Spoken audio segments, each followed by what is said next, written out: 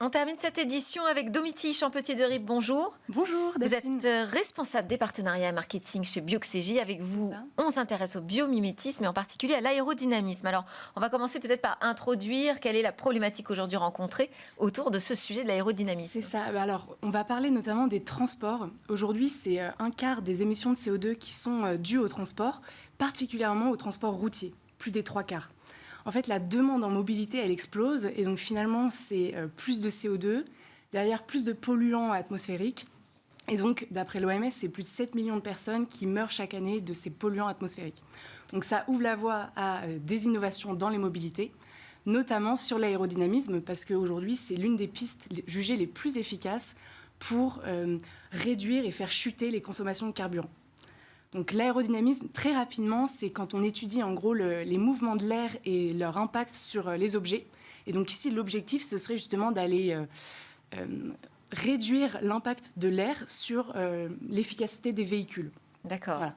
Et alors donc, vous êtes allé regarder dans la nature le poisson coffre jaune. C'est ça. En fait, de manière plus large, le biomimétisme sur l'aérodynamisme, c'est ultra performant.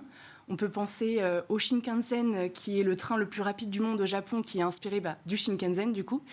Et ça, pour plein d'oiseaux et de poissons qui doivent lutter contre l'air ou contre l'eau pour économiser leur énergie. Aujourd'hui, le poisson-coffre, comme vous pouvez voir à l'écran, ce qui est assez intriguant, c'est qu'il n'a pas du tout la forme d'un Formule 1. Il est carré. Ouais. Voilà. Il ne semble pas très aérodynamique. Il semble pas très aérodynamique.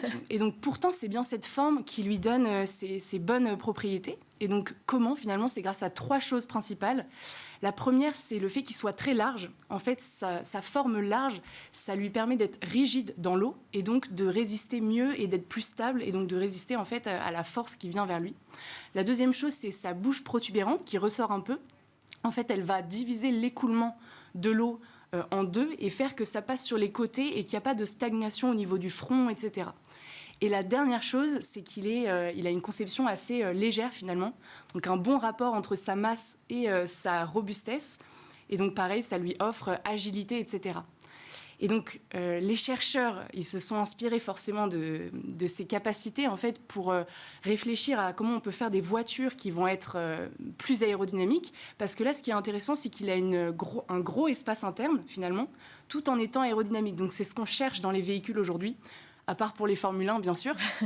Et donc l'idée, c'est qu'ils sont venus scanner du coup ce poisson en 3D. Pour aller ensuite le modéliser sur ordinateur et voir là où étaient les propriétés les plus impressionnantes, entre guillemets.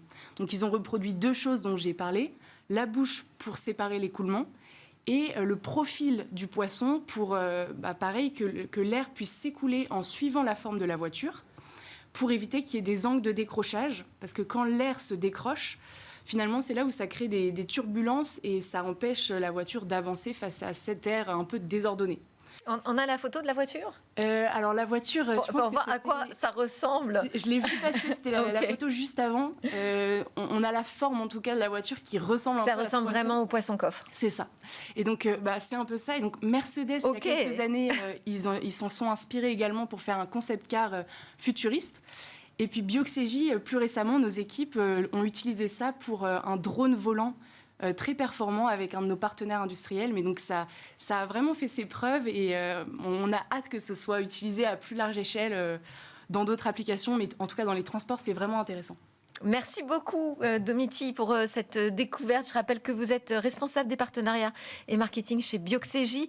C'était Smart Tech. Merci à vous de nous suivre avec une grande fidélité sur la chaîne Be Smart for Change. On se retrouve très vite. Vous pouvez aussi nous écouter en podcast. À très bientôt.